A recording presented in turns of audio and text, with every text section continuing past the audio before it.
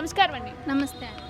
మంగ్లీకి సంబంధించి 150 కోట్ల స్కామ్ నడిచింది అన్న సంగతి మనందరికీ తెలిసిందే. బట్ ఆవిడ ప్రజెంట్ పరారీలో ఉన్నారు. పోలీసులకు కూడా స్పందించట్లేదు. వాళ్ళు ఇన్వాల్వ్ అయి ఉన్నారని నడుస్తుంది. మీ అభిప్రాయం ఏంటంటారు దీని మీద? అభిప్రాయం ఏంటంటే, ఇప్పుడు మనం మిస్టేక్ చేయనప్పుడు బోల్డ్గా నుంచి అందరికీ సమాధానం చెప్తే బాగుంటుంది. ఫరారీ అయితే ఆమె ఒక ఫీమేల్, బీయింగ్ ఏ ఫీమేల్, ఒక లేడీ అయి ఉండి ఫరారీ అయితే చెప్పుకుంటానికే ఒక ఫేమస్ సింగర్ కూడా. వినటానికి అసహ్యంగా ఉంది, చూడటానికి అసహ్యంగా ఉంది, చెప్పుకుంటానికి కూడా అసహ్యంగా ఉంది. అలా అవ్వకుండా ఇక్కడ నుంచినే ఎక్స్ప్లెనేషన్ ఇవ్వాలి. ఒకవేళ ఆ మిస్టేక్ లేకపోతే కూడా ప్రూఫ్స్ వెరిఫికేషన్ అంతా లాగి పబ్లిక్ ఎక్స్ప్లెనేషన్ ఇచ్చి ఆమె జస్టిఫై చేయవచ్చు. బికాజ్ ఆమెకు సెలబ్రిటీ కాబట్టి చాలా ఈజీగా అవుతాయి. మరి ఊరికే వెళ్తుంది స్టేషన్కి, సజ్జనర్ గారి దగ్గరికి వెళ్తుంది, ఏదో షూటింగ్ వెళ్ళినట్టు ఫోటోలు దిగుద్ది. ఆ ఫోటోలు తీసుకెళ్ళి ఇన్స్టాలో, సోషల్ మీడియాలో పెద్దగా పెడద్ది. అంటే పోలీస్ స్టేషన్ అంటే అదేం షూటింగ్ ప్లేస్ కాదు కదా. కామన్ పీపుల్ వెళ్తే ఎవరైనా పోలీసుల దగ్గరికి వెళ్ళి ఫోటోలు దిగి వస్తారా? ఫస్ట్ టైం ఎవరో ఇన్స్టాలో పెట్టారని చెప్పేసి అప్పుడు మంగ్లీ ఒక సజ్జనర్, అదంటే పోనీ రీజనబుల్గా ఉంది. ఆయన విమర్శించారు ఈమెని వల్గర్ లాంగ్వేజ్లో.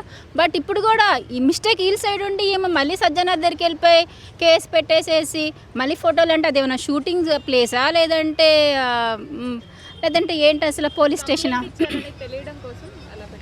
కంప్లైంట్ అంటే ఇప్పుడు తప్పులేదు కదా. 200 మెంబర్స్, 200 పైనే, 200 మెంబర్స్ వచ్చి కేసు పెట్టారు.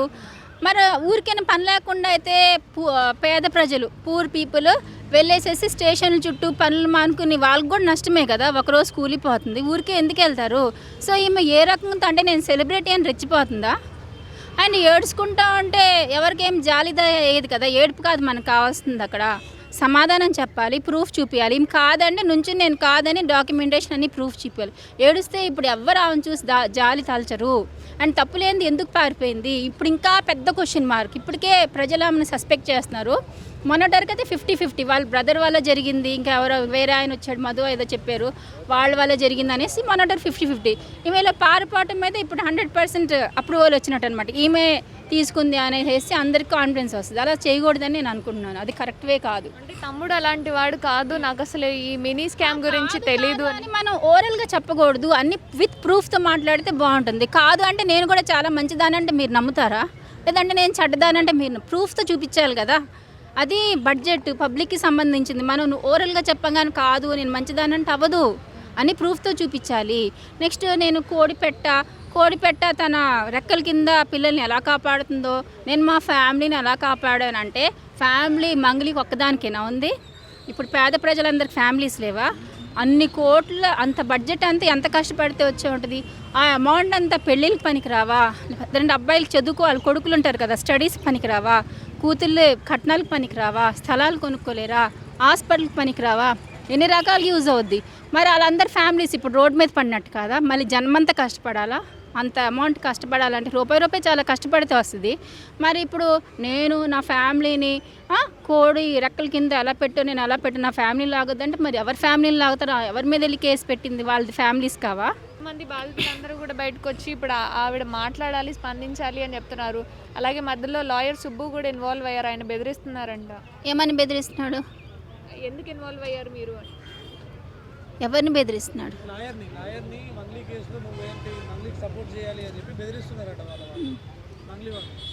బాధితుల సైడ్ ఉన్న లాయర్ని ఎందుకు బెదిరిస్తారు? అట్లా ఏం జరగదు కదా, బెదిరియకూడదు. చెప్పాను కదా, దానికి న్యాయం చేయాలి. బెదిరిస్తే సరిపోదు కదా. ఎంతమందిని బెదిరిస్తారు? ఒకరిని బెదిరిస్తారు, 2-3 బెదిరిస్తారు, 10 మందిని బెదిరిస్తారు. ఆ 200 పైనే మోర్ దెన్ 200 మెంబర్స్ ఉన్నారు. అంతమందిని బెదిరించి నోరు మూయిస్తారా? అంటే వాళ్ళకి న్యాయం జరగకూడదా? వీళ్ళదే జరగాల? ఈమె పద్దాకా వెళ్ళి డిపార్ట్మెంట్ దగ్గర ఫోటోలు దిగి పోలీసులతో పోస్టులు పెట్టుద్దా? సింగర్ అనేంత మాత్రాన స్టేషన్కి వెళ్ళి ఫోటోలు దిగి అదేమన్నా షూటింగ్ ప్లేస్ అయ్యండి ఊరికి రీల్లో ఫోటోలు కనిపిస్తాయి. అసలు ఈయన చేసిందే తప్పు.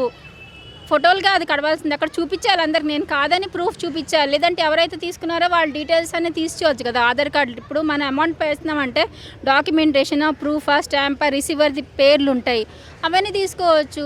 ఆధార్ కార్డులు తీస్తే మొత్తం బయటకు వస్తాయి. అలా కూడా ప్రూఫ్ చూపించుకోవచ్చు. చాలా సింపుల్ వే. అంతేగాని దాక్కుంటాం, ఏడుస్తాం, ఇవన్నీ కరెక్ట్ కాదని నేను అనుకుంటున్నాను.